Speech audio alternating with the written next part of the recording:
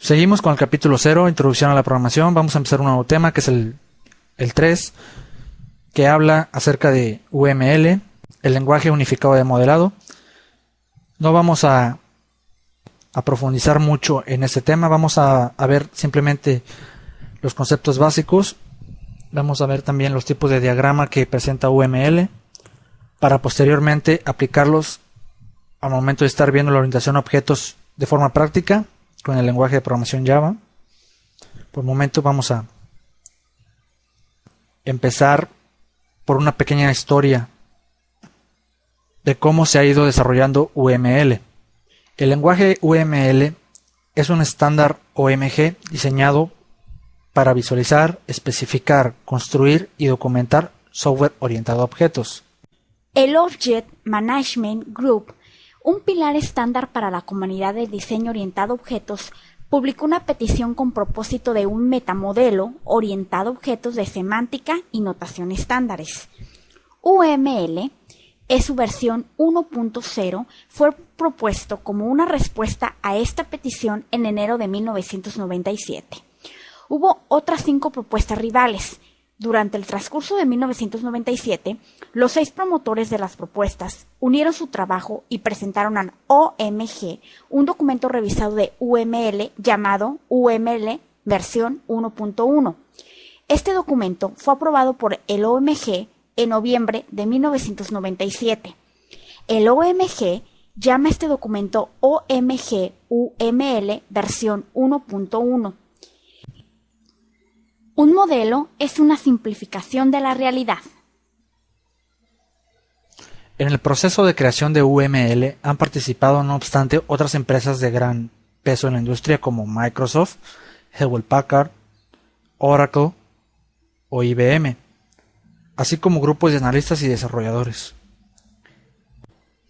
En los sistemas de información proporciona los planos de construcción y puede ser detallado o puede no serlo en función de los elementos relevantes a cada momento. Un modelo ha de capturar lo esencial. Todo sistema puede describirse desde varios puntos de vista. Modelos de comportamiento que se enfocan a la dinámica del sistema y modelos estructurales que se enfocan a la organización del sistema. UML tiene notación y semántica estándar. Prescribe una notación estándar y semántica esenciales para el modelo de un sistema orientado a objetos. Anteriormente, un diseño orientado a objetos podría haber sido modelado con cualquiera de las decenas de metodologías populares, causando a los revisores tener que aprender las semánticas y notaciones de cada una de las metodologías empleadas antes de intentar entender el diseño en sí. Hoy, diseñadores diferentes, modelando sistemas diferentes, pueden sobradamente entender cada uno de los diseños de los otros. El modelado de construcción de software es esencial para comunicar la estructura de un sistema complejo, especificar el comportamiento deseado del sistema, comprender mejor qué se está construyendo y descubrir oportunidades de simplificación y reutilización. El lenguaje unificado de modelado describe un conjunto de notaciones y diagramas estándar para modelar sistemas orientados a objetos y describe la semántica esencial de lo que estos diagramas y símbolos significan. Mientras que ha habido muchas notaciones y métodos usados para el diseño orientado a objetos, ahora los modeladores solo tienen que aprender una única notación, que es UML. Hablando de UML como notación, empezó como una consolidación del trabajo de Greg Bush, Jens Rombaugh y Bart Jacobson, creadores de 3 de las metodologías orientadas a objetos más populares. Pero además, también es una consolidación de muchas otras. Por ejemplo, la de Schleier-Mellor, la de Gamma y otros autores, la de Envy, la Fusion, la Wiersbrook, la Harel, además de las antes mencionadas. El objetivo principal cuando se empezó a gestar UML era posibilitar el intercambio de modelos entre las distintas herramientas case orientadas a objetos del mercado. Para ello era necesario definir una notación y semántica común. Las herramientas case ingeniería de software asistida por ordenador son diversas aplicaciones informáticas destinadas a aumentar la productividad en el desarrollo de software, reduciendo el coste de las mismas en términos de tiempo y de dinero. Estas herramientas nos pueden ayudar en todos los aspectos del ciclo de vida de desarrollo del software en tareas como el proceso de realizar un diseño del proyecto, cálculos de costes, implementación del parte del código automáticamente con el diseño dado, compilación automática, documentación o detección de errores, entre otras. Aunque no es fácil y no existe una forma única de clasificarlas, las herramientas CASE se pueden clasificar en base a los parámetros siguientes: las plataformas que soportan, las fases del ciclo de vida del desarrollo de sistemas que cubren, la arquitectura de las aplicaciones que producen y su funcionalidad. Algunos ejemplos de ese tipo de herramientas son Umbrello y Eclipse. Ahora veremos cómo se representan gráficamente en UML los conceptos principales de la orientación en objetos. Vamos a iniciar por ver la notación básica, en la que tenemos distintos modelos. Como algunos de ellos podemos decir que son los diagramas de estructura estática, diagrama de casos de usos, diagrama de secuencia, diagrama de colaboración y diagrama de estados. A continuación veremos los elementos comunes a todos los diagramas y vamos a empezar por lo que son las notas y las dependencias. Una nota sirve para añadir cualquier tipo de comentario a un diagrama o a un elemento de un diagrama. Es un modo de indicar información en un formato libre, cuando la notación del diagrama en cuestión no nos permite expresar dicha información de manera adecuada. Una nota se representa como un rectángulo con una esquina doblada con el texto en su interior. Puede aparecer en un diagrama tanto sola como unida a un elemento por medio de una línea discontinua. Puede contener restricciones, comentarios, el cuerpo de un procedimiento, etc. Las dependencias. La relación de dependencia entre dos elementos de un diagrama significa que un cambio en el elemento destino puede implicar un cambio en el elemento origen. Por lo tanto, si cambia el elemento destino, habría que revisar el elemento origen. Una dependencia se representa por medio de una línea de trazo discontinuo entre los dos elementos con una flecha en su extremo. El elemento dependiente es el origen de la flecha y el elemento del que depende es el destino, es decir, que está junto a la flecha. Vamos a empezar por ver los diagramas de estructura estática y cómo se representan las clases. Una clase se representa mediante una caja subdividida en tres partes. En la superior se muestra el nombre de la clase, en la media los atributos y en la inferior las operaciones. Una clase puede representarse de forma estática, con los detalles como atributos y operaciones suprimidos, siendo entonces tan solo el rectángulo con el nombre de la clase. En el siguiente ejemplo podemos ver cómo una misma clase se puede representar a distinto nivel de detalle según interese y según la fase en la que se esté. Por ejemplo, aquí tenemos una clase con detalles a nivel de análisis. También podemos tener una clase con los detalles suprimidos y la misma clase con detalles de implementación. Ahora veamos los objetos. Un objeto se representa de la misma forma que una clase. En el compartimiento superior aparece el nombre del objeto junto con el nombre de la clase subrayado. Según la sintaxis, nombre del objeto, nombre de la clase. Puede representarse un objeto sin un nombre específico, entonces solo aparece el nombre de la clase. Como veremos en el siguiente ejemplo, donde tenemos un objeto sin ningún nombre. Sin embargo, ese objeto pertenece a la clase termostato.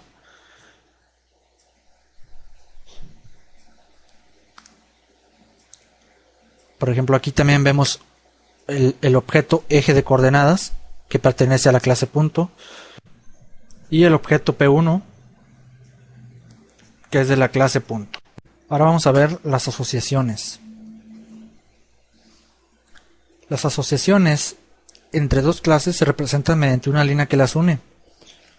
La línea puede tener una serie de elementos gráficos que expresan características particulares de la asociación. Por ejemplo, aquí tenemos una gráfica donde se nos muestra el nombre de la asociación y la dirección que ésta tiene. El nombre de la asociación es opcional y se muestra como un texto que está próximo a la línea. Se puede añadir un pequeño triángulo negro que indique la dirección en la cual leer el nombre de la asociación. Aquí en el ejemplo podríamos leer la asociación como director manda sobre empleado. Los nombres de las asociaciones normalmente se incluyen en los modelos para aumentar la legibilidad. Sin embargo, en ocasiones pueden hacer demasiado abundante la información que se presenta, con el consiguiente riesgo de saturación. En ese caso, se puede suprimir el nombre de la asociación considerada como suficientemente conocida. En las asociaciones de tipo agregación y de herencia no se suele poner el nombre. Ahora vamos a ver la multiplicidad. La multiplicidad es una restricción que se pone a una asociación, que limita el número de instancias de una clase que pueden tener esa asociación con una instancia de otra clase. Puede expresarse como en los siguientes ejemplos: con un número fijo, como es el caso del 1 de cuenta; con un intervalo de valores, como es el caso de nieto vive con abuelo, donde podemos ver el 0 a 4, y con un asterisco que indica que puede tomarse cualquier valor, 0 o más. Ahora vamos a hablar sobre los roles. Para indicar el papel que juega una clase en una asociación, se puede especificar un nombre de rol. Este rol se representa en el extremo de la asociación junto a la clase que desempeña dicho rol. Este rol se representa en el extremo de la asociación junto a la clase que desempeña dicho rol. En el caso de los ejemplos, los roles serían contratante-empleado. Ahora pasemos a ver lo que es la agregación. El símbolo de agregación es un diamante colocado en el extremo en el que está la clase que representa el todo. En este ejemplo, la clase que representa el todo es la computadora. Las clases de asociación. Cuando una asociación tiene propiedades propias, se representa como una clase unida a la línea de la asociación por medio de una línea de trazos. Tanto la línea como el rectángulo de clase representan el mismo elemento conceptual, que es la asociación. Por tanto, ambos tienen el mismo nombre, el de la asociación. Cuando la clase asociación solo tiene atributos, el nombre suele ponerse sobre la línea, como podemos ver aquí en el ejemplo. Por el contrario, cuando la clase asociación tiene alguna operación o asociación propia, entonces se pone el nombre en la clase asociación y se puede quitar de la línea. Ahora vamos a ver las asociaciones enesimarias o enearias. En el caso de una asociación en la que participan más de dos clases, las clases se unen con una línea a un diamante central. Si se muestra multiplicidad en un rol, representa el número potencial de tuplas de instancias en la asociación cuando el resto de los n-1 valores están fijos. Por ejemplo, aquí se ha impuesto la restricción de que un jugador no puede jugar en dos equipos distintos a lo largo de una sola temporada, porque la multiplicidad de equipo es 1 en la asociación ternaria. En ocasiones tendremos que añadirle una navegabilidad en un extremo de la asociación para indicarle el sentido mediante el uso de una flecha. La herencia. La relación de herencia se representa mediante un triángulo en el extremo de la relación que corresponde a la clase más general o clase padre. Si se tiene una relación de herencia con varias clases subordinadas, pero en un diagrama concreto no se quiere poner todas, esto se representa mediante puntos suspensivos. En este ejemplo podemos verlo. Solo aparecen 3 tipos de departamentos, pero con los puntos suspensivos se indica que en el modelo completo la clase departamento tiene subclases adicionales que no aparecen en este. También tenemos los elementos derivados. Un elemento derivado es aquel cuyo valor se puede calcular a partir de otros elementos presentes en el modelo, pero que se incluyen en el modelo por motivos de claridad o como decisión de diseño. A continuación, veremos los diagramas de casos de uso. Un diagrama de casos de uso muestra la relación entre los actores y los casos de uso del sistema. Representa la funcionalidad que ofrece el sistema en lo que se refiere a su interacción externa. Tiene tres elementos: los actores, los casos de uso y las relaciones entre los casos de uso. Un actor es una entidad externa al sistema que realiza algún tipo de interacción con él mismo. Se representa mediante una figura humana dibujada con palotes. Esta representación sirve tanto para actores, que son personas, como para otro tipo de actores, que pueden ser sistemas, sensores, etc. Un caso de uso es una descripción de la secuencia de interacciones que se producen entre un actor y el sistema. Cuando el actor usa el sistema para llevar a cabo una tarea específica, expresa una unidad coherente de funcionalidad y se representa en el diagrama de casos de uso mediante una elipse con el nombre del caso de uso en su interior. El nombre del caso de uso debe reflejar la tarea específica que el actor desea llevar a cabo usando el sistema. Entre dos casos de uso puede haber dos tipos de relaciones. Extiende, que es cuando un caso de uso especializa a otro, extendiendo su funcionalidad. Y usa, cuando un caso de uso utiliza a otro.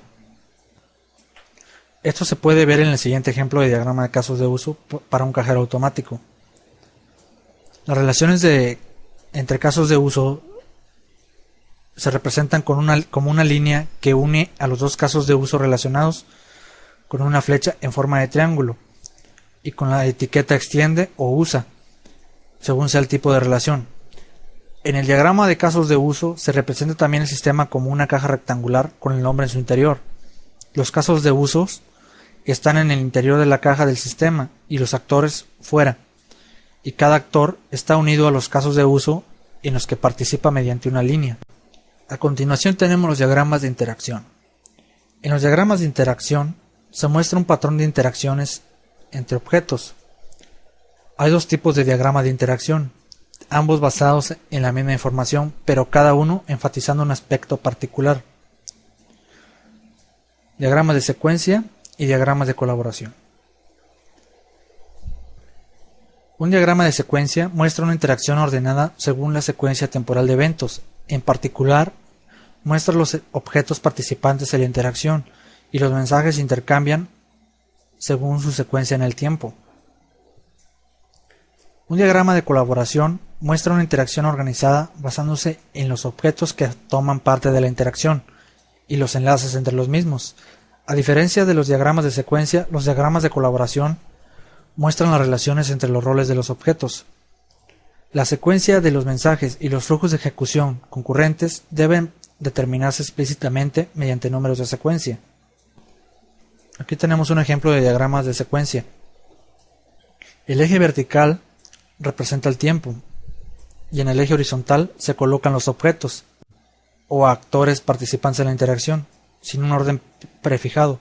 Cada objeto o actor tiene una línea vertical y los mensajes se representan mediante flechas entre los distintos objetos. El tiempo fluye de arriba a abajo. Se pueden colocar etiquetas como restricciones de tiempo, descripciones de acciones, etc., bien sea en el margen izquierdo o bien junto a las transiciones o activaciones a las que se refieren, aunque en este ejemplo no hemos incluido ninguna. En cuanto a la representación, un diagrama de colaboración muestra a una serie de objetos con los enlaces entre los mismos y con los mensajes que se intercambian dichos objetos. Los mensajes son flechas que van junto al enlace por el que circulan y con el nombre del mensaje y los parámetros, si los tiene, entre paréntesis.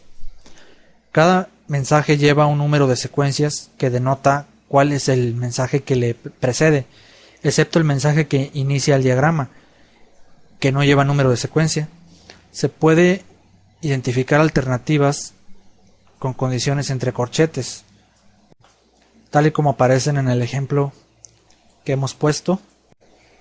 También se puede mostrar el anidamiento de mensajes con números de secuencia como 1.1, que significa que el mensaje con número de secuencia 1 no acaba de ejecutarse hasta que no se ha ejecutado todos los 1.x. Ahora vamos a ver los diagramas de estado.